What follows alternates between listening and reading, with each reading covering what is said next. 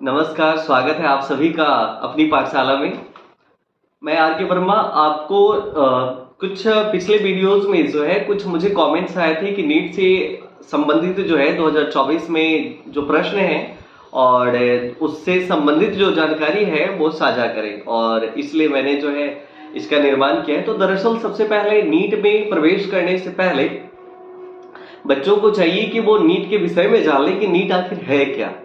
तो दरअसल नीट जो है एक ऐसा एग्जाम है और एक इम्पॉर्टेंट जो है एंट्रेंस एग्जाम है जो नेशनल टेस्टिंग एजेंसी अर्थात एनटीए के द्वारा ली जाती है।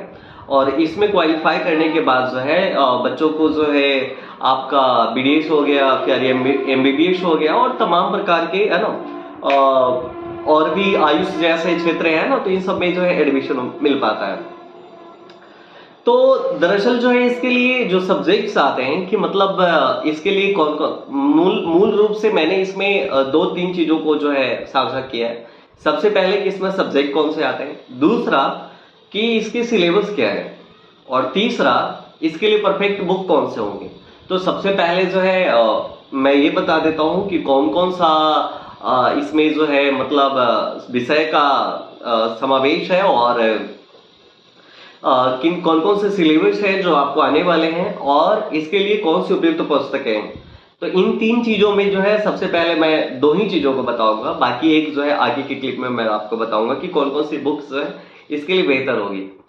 तो सर्वप्रथम ये जानना आवश्यक है कि नीट के सिलेक्शंस के लिए जो है आपके विषयों का जो चयन किया गया है, तो नीट जो है ये आपका इसमें 4 विषय टोटल होते हैं, और जिसमें से आपका हो गया फिजिक्स, केमिस्ट्री, बायोलॉजी।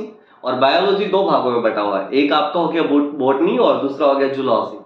तो बोटनी जो है इसके जनक, बोटनी का मतलब होता है वनस्पति विज्ञान, और जो उसके जनक हैं थियोफ्रेस्टस, और दूसरा आपका हो गया जूलॉजी जिसके जनक अरस्तु हैं। तो ये दोनों अलग अलग भाग हो जाते हैं, और उसके बाद फिजिक्स एंड केमिस्ट्री से है, और सब मिलाकर जो है आपका सभी विषयों से आपको 50-50 क्वेश्चन आते हैं। तो आपका यानी कि 200 क्वेश्चन करीब हो गया है ना, और 200 क्वेश्चन में से 200 क्वेश्चन पूरे को सॉल्व नहीं करना होता है, उसमें से मात्र जो है आपको 180 क्वेश्चन ही बनाने होते हैं। मतलब प्रत्येक 50 में से 45 ही आपको बनाने हैं। और ये आपका नीट का एग्जाम है और प्रत्येक क्वेश्चन जो है 4 नंबर का होता है। तो टोटल जो है आपका यानी कि 720 मार्क्स हो गया है ना, और जिसमें से आपको लाना कितना होता है, तो 600 से अधिक अगर मार्क्स लाएंगे तो अच्छे कॉलेजों में आपका चयन हो जाएगा, और बेहतर कॉलेजों में चयन होने के लिए आपको रैंक अधिक होना आवश्यक, अर्थात अच्छा मार्क्स आना आवश्यक है। तो देखिए उसके बारी बारी से जो है प्रत्येक विषय का मैं बता दूं कि सिलेबस क्या क्या है। मैंने पूरा आप लोगों के लिए जो है तैयार कर दिया है कि मतलब इससे जो है जो भी बच्चे जो नीट का प्रिपरेशन कर रहे हैं उन लोगों को लाभ मिल पाए। तो सबसे पहले जो है ये जान लेना आवश्यक है कि कौन कौन से विषय में कौन कौन सा टॉपिक जो है आने वाला है। तो नीट 2024 का सिलेबस जो है बायोलॉजी से रिलेटेड आपका पहले जो 11 क्लास में उनके लिए है ना, तो आपका हो गया ये 11 क्लास में आपको डाइवर्सिटी इन लिविंग वर्ल्ड, ये आपका फर्स्ट हो गया, फर्स्ट लेक्चर, यानी कि इस पे ध्यान देना है। दूसरा आपका structural organisation in animals and the plants, and second ये हो गया आपका। थर्ड है cell structure and the function, और प्लांट से जुड़े हुए और ह्यूमन से जुड़े हुए जो दो आखिरी के जो शेष चैप्टर हैं इन सब पे जो है ध्यान देना आवश्यक है। ये क्लास 11th के लिए। क्लास 12th में जो है क्या क्या है, तो पहला आपका रिप्रोडक्शन हो गया इसको, और हाँ ये जरूरी है कि विषयवार जो भी है तो उसको गहराई से, जैसे आप अगर रिप्रोडक्शन ही पढ़ रहे हैं तो उसको गहराई से अध्ययन करें, और जो जो मुख्य पॉइंट लगता है ना उसको अंडरलाइन करें। इससे क्या होगा कि आपको याद करने में जो है काफी आसानी होगी। तो पहला हो गया रिप्रोडक्शन, उसके बाद क्लास 12th के लिए दूसरा जेनेटिक्स एंड इवोल्यूशन, तीसरा आपका बायोलॉजी एंड ह्यूमन वेलफेयर, उसके बाद है आपका बायोटेक्नोलॉजी एंड इट्स एप्लीकेशंस, और पांचवा इसमें चैप्टर आपका जो आने वाला है वो है इकोलॉजी एंड इन्वायरमेंट, ये क्लास 12th के लिए। सो ये मतलब सिलेबस हो गया जिससे आपको बायोलॉजी में मतलब जो है क्वेश्चन पूछे जाएंगे नीट 2024 के लिए। और नीट 2024 का सिलेबस जो है केमिस्ट्री से कौन कौन सा आने वाला है 11th में और 12th में जो है कौन कौन से चैप्टर से आने वाला है। तो 2024 में केमिस्ट्री से आने वाला क्लास 11th के लिए जो है चैप्टर आपका है पहला some basic concept of chemistry, दूसरा चैप्टर है स्ट्रक्चर्स ऑफ एटम्स, तीसरा है classification of elements and the periodicity in properties. ये आपका चौथा चैप्टर जो आने वाला है केमिस्ट्री से रिलेटेड वो है chemical bonding and molecular structure.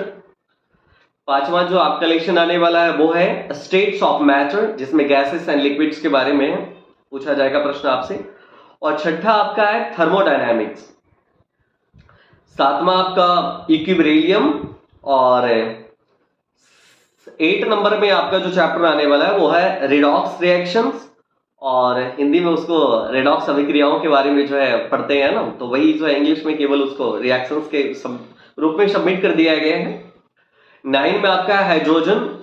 और 10th चैप्टर जो आने वाला है जिसमें से प्रश्न आपका एच ब्लॉक एलिमेंट्स, जिसमें अल्कली और अल्कालाइन जो अर्थ मेटल्स है ना इससे रिलेटेड। 11th नंबर में आपका है सम पी ब्लॉक एलिमेंट्स, और 12th नंबर में ऑर्गेनिक केमिस्ट्री, जिसमें some basic principles and the techniques के बारे में जो है आपको जानकारी हासिल करना होगा। 13 में आपका है हाइड्रोकार्बन्स, और 14 में आपका इन्वायरमेंटल केमिस्ट्री। सो ये 11th क्लास से जुड़े हुए जो प्रश्न आपसे पूछे जाएंगे उसके विषय में। 12th में क्या क्या पूछा जाएगा केमिस्ट्री से। सो 12th क्लास में आपसे पूछा जाएगा फर्स्ट लेक्चर है आपका सॉलिड स्टेट, सेकंड आपका है सॉल्यूशंस, तीसरा है इलेक्ट्रोकेमिस्ट्री, और चौथा लेक्चर आप जिससे पूछा जाएगा प्रश्न आपका वो है केमिकल किनेटिक्स, और पांचवा लेक्चर है आपका सरफेस केमिस्ट्री। 6th लेक्चर आपका जिससे प्रश्न पूछा जाएगा वो है general principles and process of isolation of elements. 7वां चैप्टर है जिससे आपको प्रश्न पूछा जाएगा वो है आपका पी ब्लॉक एलिमेंट्स। 8वां chapter D and F block elements, और 9वां चैप्टर आपका है कोऑर्डिनेशन कंपाउंड्स। और 10th नंबर में आपका जिससे प्रश्न पूछा जाएगा वो है halo alkane and halo arenes. And 10th number में इसके पश्चात जो 11th नंबर चैप्टर है जो आपसे पूछा जाएगा वो है एल्कोहल्स, फिनॉल्स एंड ईथर्स के से रिलेटेड। तो ये आपका 2024 में जो केमिस्ट्री से 12th क्लास से जो पूछा जाएगा वो सभी प्रश्न विषयवार है। उसके बाद आपका है aldehydes, ketones and the carboxylic acid. Next chapter है ऑर्गेनिक कंपाउंड्स कंटेनिंग नाइट्रोजन। आप लोग बेहतर होगा कि मतलब जो है आप क्या करें कि मतलब जो है इसे कॉपी में नोट कर लें ताकि जो है विषय बार पढ़ने में आपको आसानी हो। नेक्स्ट लेसन जो आने वाला है वो है आपका biomolecules, polymers and the chemistry in everyday life. ये लास्ट चैप्टर आपका है ना, इससे रिलेटेड आपको प्रश्न पूछा जाएगा। और नीट सिलेबस में आपका जो फिजिक्स से रिलेटेड जो 2024 में प्रश्न जो जिस चैप्टर से पूछे जाएंगे, तो क्लास 11th में वो कौन कौन से चैप्टर हैं जिनसे नीट में 2024 में आपसे प्रश्न पूछे जाएंगे। तो वो है आपका पहला आपका है physical world and measurement. Second lecture है आपका किनेमैटिक्स। थर्ड लेक्चर है आपका laws of motion. Fourth chapter आपका है work, energy and the power. Fifth lecture आपका जिससे रिलेटेड प्रश्न पूछे जाएंगे वो है आपके motion of system of particles and rigid body. Sixth lecture आपका ग्रेविटेशन है। सेवंथ आपका है properties of the bulk matter. और नेक्स्ट लेक्चर 8 नंबर में आपका है थर्मोडायनेमिक्स और ऑस्किलेशंस एंड वेव्स। और 9th लेक्चर जो जिससे रिलेटेड प्रश्न आने वाले हैं वो है behaviour of perfect gas and kinetics theory. तो ये आपका 11th का सिलेबस था जो 11th क्लास से पूछा जाएगा। 12th क्लास से कौन कौन से पूछे जाएंगे तो उसके विषय में बता दूं। 12th में आपसे पूछे जाएंगे इलेक्ट्रोस्टैटिक्स से पहला लेक्चर, इससे पूछा जाएगा क्वेश्चन। दूसरा आपका है करंट इलेक्ट्रिसिटी। तीसरा magnetic effects of the current and the magnetism. चौथा लेक्चर आपका है electromagnetics, waves. And fifth lecture जिससे रिलेटेड आपको 12th में प्रश्न पूछे जाएंगे और वो है ऑप्टिक्स। सिक्स्थ में dual nature of the matter and radiation. और 7th नंबर में जिस चैप्टर से आपके प्रश्न किए जाएंगे वो है atoms and nuclei. And 8th number में जिनसे प्रश्न पूछा जाएगा वो आपका है इलेक्ट्रॉनिक डिवाइसेस। सो ये आपका सिलेबस है जो 2024 में आपसे पूछे जाएंगे नीट एग्जामिनेशन में। तो मैं उम्मीद करता हूं कि आप लोग इसे नोट कर लिए होंगे और अच्छी तरह से प्रयास कीजिए। अब आपके पास तो अच्छा समय है, क्योंकि 2023 वालों का जो है 7 मई को एग्जाम होने जा रहा है। तो आपके पास जो अवकाश है, अगर अच्छी तरह से मेहनत करें, और मैं यही चाहूंगा कि आप जो भी चैप्टर पढ़ें तो उसको क्या करें कि अंडरलाइन करें, जो जो मुख्य मुख्य है, या एक कॉपी बना लें जिसमें एक नोट्स के तौर पे उसको पुट कर लें। और इससे आपको क्या होगा कि याद रखने में आसानी होगी, और टॉपिक्स वाइज जो है आप उसे अच्छी तरह से याद भी रखें।